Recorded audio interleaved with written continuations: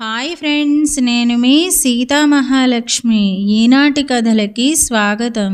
ఈరోజు మనం బానిసవాడి భవిష్యవాణి అనే పురాతన గ్రీకు జానపద గాథని చెప్పుకుందాం. వినండి. బానిసవాడి భవిష్యవాణి. అంకాయస్ అనే పెద్ద మనిషి చాలా సాహసోపేతమైన జీవితం గడిపాడు. ఓడను నడిపే నావికుల నాయకుడిగా ఎంతో క్లిష్టమైన పనులను సులభంగా నెరవేర్చాడు. పదవీ విరమణ చేసి ఒక చిన్న కొండ మీద అందమైన భవనాన్ని నిర్మించుకున్నాడు. దాని చుట్టూ పూల తోటలు, పళ్ళ తోటలు పెంచడానికి నౌకర్లను నియమించుకుని సుఖంగా జీవించసాగాడు. నాయనా, భగవంతుడు నీకు సంపదలతో పాటు ఎంతో అనుభవాన్ని ప్రసాదించాడు. ఇకపై సాటి మనుషులకు ఉపయోగపడే మంచి పనులు చేస్తూ జీవితంలోని వివిధ అంశాల గురించి లోతుగా ఆలోచిస్తూ శేష జీవితాన్ని ఫలవంతంగా సాగించు అని సలహా ఇచ్చాడు వృద్ధుడైన ఆయన గురువు. తన గురువు సలహాను అంగీకరిస్తున్నట్టు తల పంకించాడే తప్ప అంకాయస్ వాటిని అసలు పట్టించుకోలేదు. వినోదం తప్ప మరేదీ తెలియని కొందరు మిత్రులు ఆయన చుట్టూ చేరారు. హాస్యోక్తులతో అంకాయస్కు వినోదం కలిగిస్తూ, ఆయన సంతోషపడేలా పొగుడుతూ ఆయన నుంచి తమకు కావలసిన వాటిని సంపాదించుకునేవారు. ఆ కాలంలో చిన్న చిన్న రాజ్యాలు తరచూ ఒకదానితో ఒకటి యుద్ధాలు చేస్తూ ఉండేవి. యుద్ధంలో గెలుపొందిన రాజ్యం సైనికులు ఓడిపోయిన రాజ్యం నుంచి స్త్రీ పురుషులను బానిసలుగా తరలించుకుని వెళ్ళేవారు. వారిని ఎవరు కావాలన్నా అడిగిన డబ్బు చెల్లించి కొనుక్కోవచ్చు. అలా బానిసలుగా విక్రయించబడే వారిలో కొందరు ప్రతిభావంతులుగాను జ్ఞాన సంపన్నులుగాను ఉండేవారు. అయినా యజమానులు వారి చేత కఠిన శ్రమ చేయించేవారు. బానిస వృద్ధుడైన, బలహీనుడైన, వ్యాధిగ్రస్తుడై మరణించబోయే స్థితిలో ఉన్నా కూడా ఏమాత్రం కనికరం చూపకుండా కఠినమైన పనులు చేయించుకునేవారు. అంకాయస్ వద్ద కూడా పలువురు బానిసలు ఉన్నారు. వాళ్లను పర్యవేక్షించే అధికారి పరమ క్రూరుడు. అంకాయస్ ఉత్తమమైన ద్రాక్షపళ్ళ తోట వేయాలని నిర్ణయించుకున్నాడు. అందుకోసం రాళ్లతో నిండిన భూమిని బాగు చేయడానికి, దున్నడానికి బానిసలు రాత్రింబవళ్ళు కష్టపడి చెమటోడ్చవలసి వచ్చింది. అలా కష్టపడి పనిచేస్తున్నప్పటికీ క్రూరుడైన బానిసల అధికారి, త్వరగా కానివ్వండి, సోమరి గాడిదల్లారా, ఇంత మందకొడిగా పనిచేస్తుంటే తోట తయారయ్యేదెప్పుడు? ఉత్తమమైన ద్రాక్ష పండేదెప్పుడు? ఆ ద్రాక్ష నుంచి తయారయ్యే మధురసాన్ని మన యజమాని తాగేదెప్పుడు? అంటూ కొరడా ఝుళిపించేవాడు. తోట పని ఎంతవరకు వచ్చిందో చూద్దామని ఒకనాడు అంకాయస్ అటుకేసి వచ్చాడు. ఆ సమయంలో అధికారి బానిసలను బెదిరించడం ఆయన విన్నాడు. అవును, నేను ఇక్కడ పెంచుతున్న ద్రాక్ష ప్రపంచంలోనే చాలా ఉత్తమమైనది. నా సొంత తోటలో పండిన ద్రాక్ష నుంచి తయారైన మధురసాన్ని చవిచూసే క్షణాల కోసం ఎదురు చూస్తున్నాను అన్నాడు.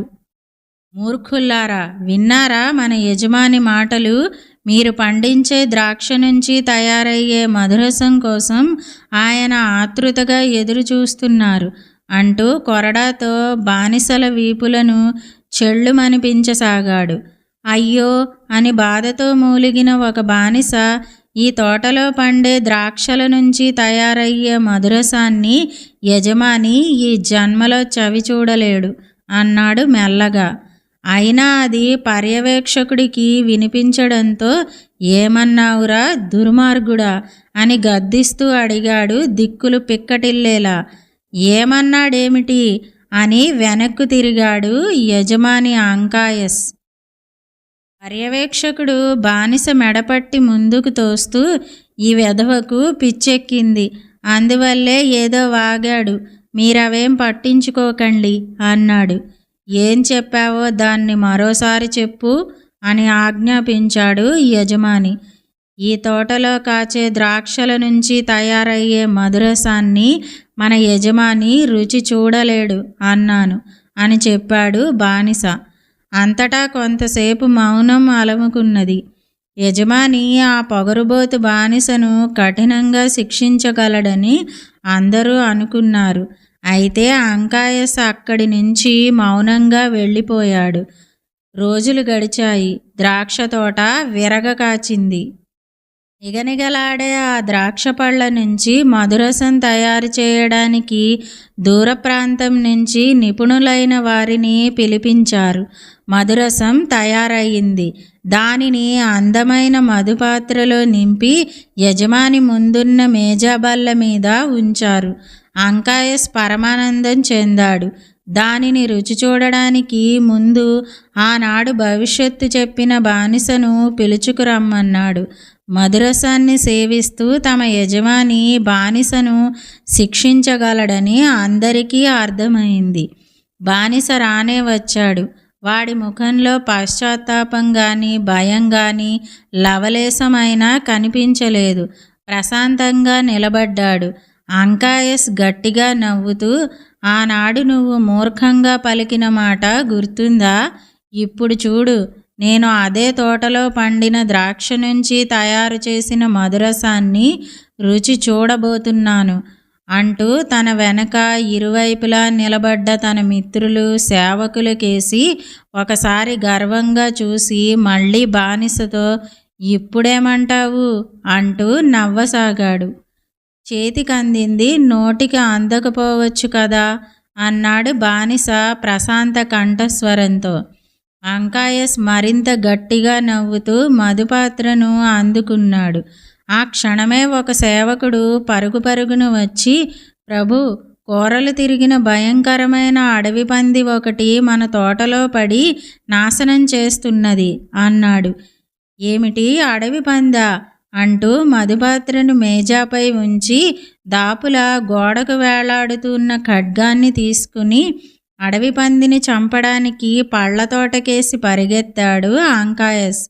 అయితే అతడు అడవి పందిని చంపలేదు. అడవి పంది అతన్ని చంపేసింది. మనం ఎంత జాగ్రత్తగా పథకం వేసినప్పటికీ ఒక్కొక్కసారి అనుకోని సమయంలో అవాంతరాలు వస్తూ ఉంటాయి. పరిస్థితి వికటిస్తుంది. దాన్నే చేతికి అందింది నోటికి అందకపోయిందని అంటూ ఉంటాం.